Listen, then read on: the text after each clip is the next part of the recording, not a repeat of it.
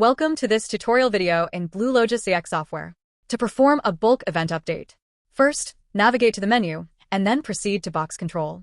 From there, open Event Update Excel copy. You will first need to specify the event details. Choose the desired event date, for example, April 6th. Then, carefully select the appropriate event code. For an OffHire event, you would select OffHire. Next, enter the relevant parameters for the event.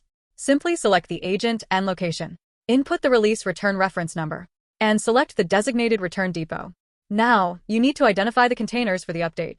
Add the containers by pasting your list into the designated area. Once the containers are entered, click Extract Inputted Data. Following that, click Upload Extracted Data.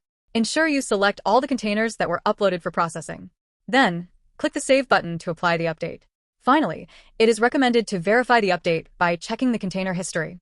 The status for the updated containers should now correctly reflect the chosen event, such as OffHire. With those steps completed, your bulk event update has been successfully processed. Thank you for watching this video.